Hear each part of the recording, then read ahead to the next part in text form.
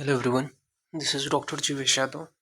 तो according to NCSM syllabus हम लोग समिति अध्ययन थर्ड देख रहे थे और इसके अंतर्गत हमने जो है चिकित्सा स्थान के 7 चैप्टर जो है वो कंप्लीट कर लिए हैं। आज की क्लास में हम लोग 8th जो चैप्टर है वो यहाँ पे अपन कंटिन्यू करेंगे। स्टार्ट करते हैं तो आज का क्लास। तो 8th चैप्टर का नाम क्या है? राज्यक्षमा चिकित्सा अध्याय। राज्यक्षमा को मॉडर्न में किससे कोरिलेट करते हैं? तो ट्यूबरकुलोसिस से कोरिलेट किया जाता है। तो राज्यक्षमा का अर्थ क्या होता है? तो राज्यक्षमा का अर्थ है राजा का रोग। इसे राज्यक्षमा नाम क्यों दिया गया है? तो सर्वप्रथम जो नक्षत्र के राजा चंद्रमा है उसको यह रोग हुआ था, ठीक है, इस वजह से इसे राज्यक्षमा कहते हैं। इस रोग को रोग राट भी बोला जाता है, ठीक है, या रोगों का समूह भी कहते हैं। तो रोग राट और रोगों का समूह ये राज्यक्षमा को कहा जाता है। तो पर्याय पूछा जा सकता है रोग राट किसके हैं या रोगों का समूह किसके हैं, तो ये राज्यक्षमा के हैं। इसके अलावा सिनोनिम्स क्या हैं? इसे सोस कहते हैं, यक्षमा बोलते हैं, क्षय बोलते हैं, ज्वर बोलते हैं तथा दुख बोलते हैं। ये सभी इसके सिनोनिम्स से पर्याय हैं। तो राज्यक्षमा को शोष, यक्षमा, क्षय, ज्वर और दुख बोला जाता है। सोस सोस के विषय में बताया गया है। शोष का डेफिनेशन है शोष्यति इति शोषा, अर्थात रस आदि धातुओं का शोषण करने के कारण इसे शोष कहते हैं। तो शोष्यति इति शोषा अर्थात रस आदि धातुओं का शोषण करता है, इस कारण इसे शोष कहते हैं। फिर है यक्षमा। तो यक्षमा क्यों कहते हैं? यक्ष्यते पूज्यते इति यक्षमा, अर्थात इस रोग की पूजा होने के कारण इसे यक्षमा रोग कहा जाता है। यक्ष्यते पूज्यते इति यक्षमा, इस रोग की पूजा होने के कारण इसे यक्षमा कहते हैं। फिर क्षय बोला जाता है। क्षय क्यों बोलते हैं? तो क्षीयते अनेन इति क्षया, अर्थात रोग में निरंतर शरीर का क्षय होने के कारण इसे क्षय कहते हैं। तो क्षीयते अनेन इति क्षया, अर्थात रोग में निरंतर शरीर का क्षय होने के कारण इसे क्या कहते हैं? क्षय कहते हैं। इसके अलावा ज्वर। तो ज्वर क्यों बोलते हैं? तो शरीर में ताप की वृद्धि होने के कारण इसे ज्वर कहा जाता है। तो शरीर में ताप की वृद्धि होने के कारण इसे क्या कहते हैं? ज्वर कहते हैं। फिर बोला गया है दुख। तो दुख क्यों बोलते हैं? तो इस रोग से पीड़ित व्यक्ति को अत्यधिक कष्ट होता है, इसलिए इसे दुख भी कहते हैं। तो इस रोग से पीड़ित व्यक्ति को अत्यधिक कष्ट होता है, इसलिए इसे दुख भी कहते हैं। अब ये जो सिनोनिम्स हैं इसको याद रखने के लिए कोड याद रख लेना कि यक्षमा रोग क्रोध से होते हैं, जिसमें ज्वर और दुख होता है। तो इससे आपको सिनोनिम्स याद रहेंगे, जैसे कि यक्षमा से यक्षमा, रोग से रोग पर्याय हो गया, क्रोध से क्रोध हो गया, ज्वर से ज्वर और दुख से दुख, ठीक है। तो ये इसके सिनोनिम्स है, तो ये आपको ध्यान में रखना है। नाउ नेक्स्ट अपन आगे बढ़ते हैं। फिर आगे बढ़ते हैं तो राज्यक्षमा के 4 कारण बताए गए हैं। कितने कारण हैं राज्यक्षमा के? 4 कारण, साहस, संधारण, क्षय और विस्मासन। तो राज्यक्षमा के कितने कारण हैं? 4 हैं, साहस, संधारण, क्षय, विस्मासन। अब एक एक कारण को, निदान व संप्राप्ति को अपन देखते हैं। पहला है साहस। तो साहस का निदान क्या है? तो साहस नाम से ही समझ में आ रहा है कोई ऐसा काम कर रहा है जो साहसपूर्ण हो। तो यहाँ पे बताया गया कि अपने शक्ति से अधिक बल वाले पुरुष से युद्ध करने के कारण, तो जितनी आपकी शक्ति है उससे अधिक बल वाले पुरुष से युद्ध कर रहे हो, या अत्यधिक भार उठा रहे हो, ठीक है, अत्यधिक रास्ता चल रहे हो, अत्यधिक तेजी से बोल रहे हो, अत्यधिक तैरना, अत्यधिक मैथुन करना, ये सभी क्या है? निदान के अंतर्गत आते हैं।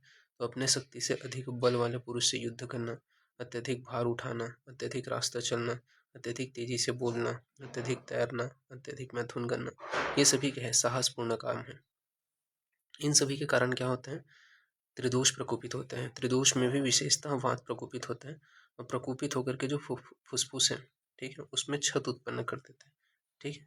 जो फुसफुस है उसमें क्या है? छत को उत्पन्न करके स्रोतोवरोध करेगा, ठीक है।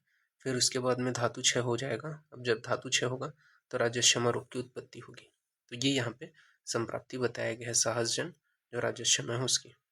नेक्स्ट है आपका संधारण। तो संधारण का निदान बताया गया। तो संधारण में बोला गया है कि लज्जा के कारण, घृणा के कारण और भय के कारण, ठीक है, इनके कारण आई हुई अपान वायु मूत्र पुरुष के वेग को रोकने से, ठीक है।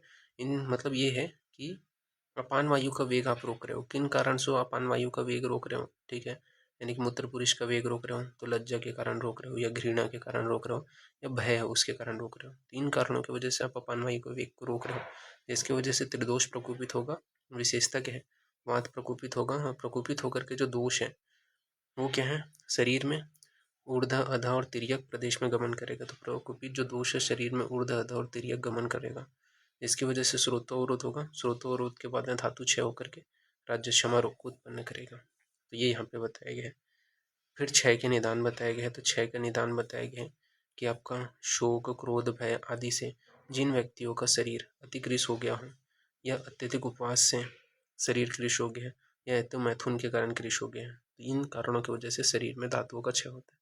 तो क्रोध रख रहे हैं, शोक रख रहे हैं, या भय, इनके कारण शरीर क्षीण हो गया, अतिकृश हो गया, या फास्टिंग रख रहे हैं, उपवास रख रहे हैं, इसके कारण शरीर क्षीण हो गया, या अत्यधिक मैथुन कर रहे हैं, इनके कारण शरीर क्षीण हो गया। तो इन निदानों का सेवन करने के कारण क्या होता है, शरीर में ओज और शुक्र इनका क्षय हो जाता है। तो इन निदानों का सेवन करने से शरीर में ओज और शुक्र का क्षय हो जाता है। फिर त्रिदोष प्रकोपित होते हैं, विशेषता बात। और प्रकोपित होकर के क्या है, संपूर्ण शरीर में गमन करते हैं, स्रोतोवरोध करके क्षय धातु धातु क्षय होता है, जिसकी वजह से राजस्षम रोग की उत्पत्ति होती है। तो ये यहाँ पे बताया गया। फिर है विषम भोजन के निदान। तो विषम भोजन के निदान बताया है कि विषम आहार का सेवन करने से इसकी संप्राप्ति बताया गया है कि निदान का सेवन करने से त्रिदोष प्रकोपित होते हैं। प्रकोपित जो दोष है वो शरीर में गमन करते हैं, जिसके बाद में स्रोतोवरोध होते हैं, स्रोतोवरोध के बाद में धातु क्षय होते हैं, धातु क्षय के बाद में क्या है, राजस्षमा की उत्पत्ति होती है। तो ये था आपका क्या है, विषम भोजन के कारण निदान। अब बात करते हैं राजस्षमा की संप्राप्ति। तो राजस्षमा की संप्राप्ति में बताया गया कि निदान का अति सेवन करने से, यानी कि साहस, संधारण, क्षय, विषमासन, विषम भोजन करने की वजह से त्रिदोष प्रकोपित होगा। प्रकोपित होकर के त्रिदोष जो हो संपूर्ण शरीर में गमन करेगा। संपूर्ण शरीर में गमन करने के पश्चात स्रोतोवरोध होगा, स्रोतोवरोध के बाद धातु क्षय होगा, राजस्षमा की उत्पत्ति होगी। तो ये आपको ध्यान में रखना है। संप्राप्ति घटक देख लेते हैं। तो दोष में क्या है, त्रिदोष है। मेनली वात का प्रधान त्रिदोष है। दुष्य में सभी धातुएं हैं। स्रोतस में रस, रक्त व प्राण महास्रोतस है। तो स्रोतस में रस, रक्त व प्राण महास्रोतस, और अधिष्ठान क्या है, संपूर्ण शरीर बताए गए हैं। तो ये आपको ध्यान में रखना है। फिर बात करते हैं पूर्व रूप। तो पूर्व रूप में बताया गया है कि शरीर में दुर्बलता आ जाता है। ठीक है, राजस्षमा में क्या होता है, पूर्व रूप अवस्था में बताया गया है कि शरीर में वीकनेस, दुर्बलता आ जाएगा। भोजन करने पर भी शरीर का बल व मांस क्षय हो जाता है। तो भोजन करने के बावजूद भी शरीर का बल और मांस जो है ये क्षय हो जाते हैं। शरीर को स्वच्छ रखने पर भी गंदा सा प्रतीत होता है। कितना भी साफ रखे शरीर को, फिर भी क्या है, गंदा सा प्रतीत होगा। केश, नख का अधिक मात्रा में बढ़ना। तो केश और नख जो है वो अधिक मात्रा में बढ़ते हैं। मांस, मध्य और मैथुन की अधिक इच्छा करना। तो मांस, मध्य और मैथुन की क्या है, अधिक इच्छा होती है। दोष रहित वस्तुओं में भी क्या है, दोष देखता है। तो दोष रहित जो वस्तु है उसमें भी दोष देखता है। तो ये सभी क्या है, पूर्व रूप के अंतर्गत आते हैं। फिर रूप या लक्षण के विषय में बताए हैं। तो आचार्य चरक ने राजस्षमा के 6 या एकादश यानी कि 11 लक्षणों का या प्रकारों का वर्णन किया। तो प्रथम है आपके 6 षड्रूप राजस्षमा जिसे बोला जाता है। तो षड्रूप राजस्षमा में क्या आता है, आपका ज्वर, पार्श्वशूल, कास, स्वर भेद, वीर्य भेद यानी कि अतिसार और अरुचि, ये षड्रूप राजस्षमा का प्रकार है। तो जब के स्वर करके याद रखना, जब के स्वर से आपको जो है षड्रूप राजस्षमा याद रहेगा। तो ज से ज्वर, प से पार्श्वशूल, क से कास, ठीक है, स्व से स्वर भेद, व से वीर्य भेद और अ से अरुचि। तो जब के स्वर से याद रखना, ये जो है आपका आता है षड्रूप राजस्षमा। नेक्स्ट है आपका एकादश रूप राजस्षमा। तो एकादश रूप राजस्षमा में क्या है, जब के स्वर के साथ में क्या हो जाएगा, S4A आ जाएगा, यानी कि कौन सा ऐड हो जाएगा आपका 5। तो शोणित, एस से शोणित वमन, सेकंड एस से श्वेत वमन, सॉरी श्लेष्म वमन, थर्ड एस से श्वास, फोर्थ एस से शिराशूल और लास्ट से असंताप। ठीक है, तो शोणित वमन, श्लेष्म वमन, श्वास, शिराशूल और असंताप, ये जो है आपके 11 हैं। ठीक है, टोटल इस प्रकार से। फिर एक्स्ट्रा राजस्षमा के 3 लक्षण बताए गए हैं। कौन से हैं, तो अंश व पासों में वेदना को होना। तो अंश और पासों में वेदना को होना, हाथ पैर में दहक होना और संपूर्ण शरीर में ज्वर का होना, ये क्या है, राजस्षमा के 3 लक्षण है। तो अंश तथा पासों में वेदना को होना, हाथ पैर में दह होना और संपूर्ण शरीर में ज्वर।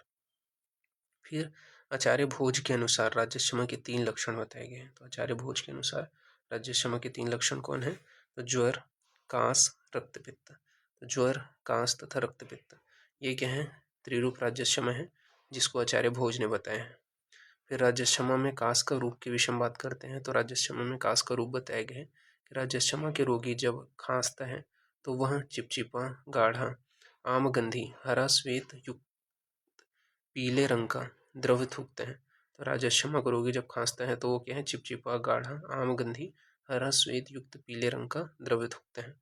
साध्यता, श्रद्धता के विषय में बात करें तो जिस राजस्षमा में रोगी का बल, रक्त, मांस, शरीर ये क्षीण ना हुआ हो वो साध्य होगा। तो जिसमें रोगी का बल रक्त मांस क्षीण न हुआ हो वो साध्य होगा, और जिसमें क्षीण हो गए हैं वो क्या है, असाध्य होगा।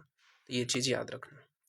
फिर राजस्षमा की चिकित्सा के विषय में बात करते हैं। तो चिकित्सा का ये श्लोक याद रखना, सर्व स्त्री दोषजो यक्षमा दोषाणाम तु बलाबलम, यानी कि सभी राजस्षमा त्रिदोषज होते हैं, अतः दोनों के बलाबल का विचार करके चिकित्सा करनी चाहिए। तो सर्व स्त्री दोषजो यक्षमाणा दोषा तु बलाबलम, यानी कि सभी राजस्षमा त्रिदोषज होते हैं, अतः दोनों के बलाबल का विचार करके चिकित्सा करना चाहिए। फिर सामान्य चिकित्सा बताए गए हैं, क्या करेंगे, निदान परिवर्जन करेंगे सबसे पहले। तो निदान परिवर्जन के पश्चात क्या करेंगे, पौष्टिक आहार का सेवन करेंगे। ठीक, तो जो बल को बढ़ाए पौष्टिक आहार है इनका सेवन करेंगे। मृदु संशोधन करण है, तो राजस्षमा में क्या है, मृदु संशोधन करण है। दीपन पाचन औषधि का प्रयोग करना है, किसका प्रयोग करना है, दीपन पाचन औषधि का। रसायन का सेवन करना है, रसायन में भी नागबला रसायन का सेवन करना है, तो रसायन में क्या है, नागबला रसायन का सेवन करना है। हस्तपाद में दह पड़ने पर शीतल क्रियाओं का प्रयोग करना है, तो हस्त और पाद हाथ या पैर में दह हो रहे हैं तो शीतल क्रियाओं का प्रयोग करेंगे। फिर बात करते हैं राजस्षमा नाशक योग। तो राजस्षमा नाशक योग में पहला आता है चूर्ण। चूर्ण में है शीतोपलादी चूर्ण, तालिशादी चूर्ण, यवानी सड़ो चूर्ण। ये क्या है, चूर्ण है। तो शीतोपलादी चूर्ण, तालिशादी चूर्ण, यवानी सड़ो चूर्ण। घृत में आता है शतावरी घृत, दशमूलादि घृत और जीवंत्यादि घृत।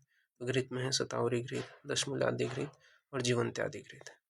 क्षीरपाक में आता है आपका बलादि क्षीरपाक। तो क्षीरपाक में क्या है, बलादि क्षीरपाक।